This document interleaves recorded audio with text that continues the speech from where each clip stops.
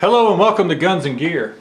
You know, one of my favorite videos to upload on YouTube is where I just put a group of guns on the table here, my kitchen table, and discuss them and how they relate maybe to size or a chambering or capacity, or maybe it's the use of them, whatever. But what I thought I would do is make some videos talking about specific firearms and just give you some of my impressions of them. It's not meant to be some type of definitive review or some comprehensive look at a specific firearm or even a chambering, but it's just my opinions, right? What I think of these firearms. Now, we have seen in these last days firearm sales astronomically rise, and we're told on the TV that guns are flying off the shelves, and a lot of these firearms are first-time firearm buyers. And maybe that's true, maybe it's not, I don't really know. But I tell you, I called the gun shops around this area, right? Around where I live. And I asked them about it. And they said, yeah, man, you know, their shops are just flooded with people, they're crowded. Guns are being sold just as fast as they can fill out the paperwork. And they have suggested to me that, you know, many of these folks are buying firearms for the very first time. Right? They're asking questions and they're actually saying that. So I think that's relative to the conversation. Now, if you're looking for me to recommend or not recommend a firearm, if I make the video about the gun, I obviously like it. This is not going to be, you know, a session where I bash a gun or whatever. I am going to give you some of the pros and cons, how I see them, how they relate to me. But that may be quite different for someone else. So keep that in mind. Let's go ahead and get started. This right here is the Glock 23. And the Glock 23 is a very popular firearm. Glock is a very popular manufacturer.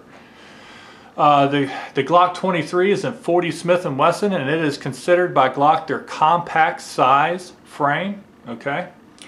Now, Glock has basically two different sizes for their frames. All right.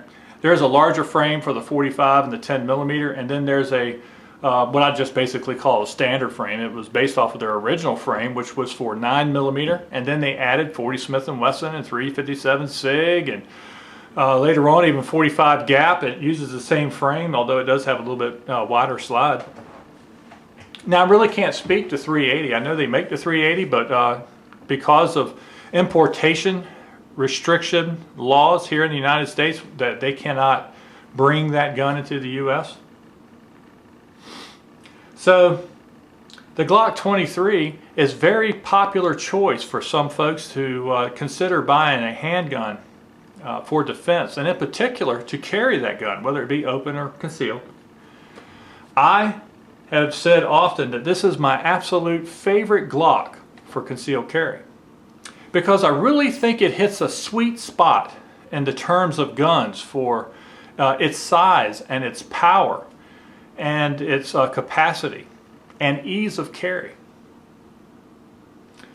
All right, now give you some of the specifics. I'm not going to go over all the specifics. I'm not going to regurgitate information that you can get off the internet.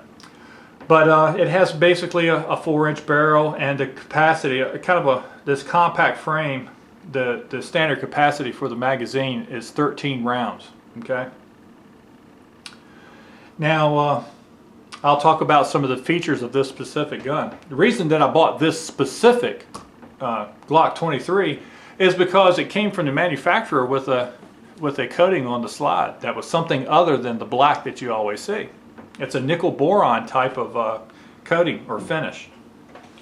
Now, I have to say that it looks good, and it looked good when I first bought it, and they even put the same coating on the barrel, and nickel boron has been promoted lately of having some excellent qualities as far as lubrication goes. It's nothing new. We've seen these finishes before. I sent a gun to Robar Industries and had their NP3 finish put on 1911 back in the day, and that was again has some of the same properties as this nickel boron or fail zero or many things that you're seeing today. It's really nothing new. But at any rate, I do not recommend that for Glock. Okay? The reason being, it doesn't last. It begins to rub off. Okay, and all along this slide you can see it begin to rub off. Now why? How could that happen? Well, it has specific relation to my holster. Okay, has nothing to do with the leather. It has everything to do of where the leather stops. Okay, you see that? It has began to rub off right there where the leather stops. And that has everything to do with it sitting up against my body. The last 2 or 3 months that I've carried this firearm for my concealed carry, it's been rather warm weather, and so it's basically a t-shirt or a shirt draped over the firearm to conceal it, and the gun is sitting next to my body. So that's just something to remember. I know people are going to ask me about the holster. It's just a pouch type of inside the waistband holster from Backwoods Leather, a local company here. There's absolutely no retention, and I don't believe that you need it. But anyway, back to the firearm. Now the only other significant feature is it does have tritium sights. These are sights that I had added on. They are Glock sights, and I think that they're manufactured, or at least I think these sights are manufactured by Meprolite. I know Trijicon does some of their work. Now also you'll see this grip tape on here, and I wanted to show you that. This is a grip enhancement tape. The brand is Talon. You can see the T right there, Talon grips. They make some great looking sand or rubberized textured grips to put on guns such as the Glock. You know, a long time ago I sanded down a few 1911 grips and put skateboard tape on there to increase that grip, especially during competitions, because you know your hands would get sweaty in the warm weather, and if you have to reacquire your grip constantly, that takes time, and that time is held against you in those competitions. But one thing I learned then is the tape really didn't last long. It wouldn't take long before it would start sliding off the grip panels, or just plain downright just wearing out. These have only lasted about 2 or 3 months of everyday carry. Okay, not long back I went to the range and I decided I wanted to practice on some of my skill sets, and I set up some targets at on this piece of land that I can shoot at. And I began presenting the gun from conceal. I began to shoot 1 target, 2 targets, 1 round, 2 rounds, just doing some drills. Ended up shooting 10 magazines full of ammunition. And as a result of that shooting session, this is what the grips looked like when I was done. Okay, and I left it like this because I just wanted to make a video and show you all that there is no easy cure.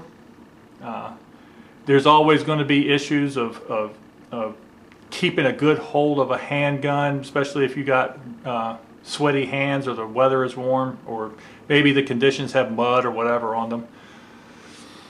I will guard folks against some of the many different people who stipple their guns. If you are not a blue-collar worker and have built callus on your hands, you will find that if you stipple a gun too aggressively, and you get out there and you shoot a lot, you'll begin to tear your hands up. So, you know, just be aware of that.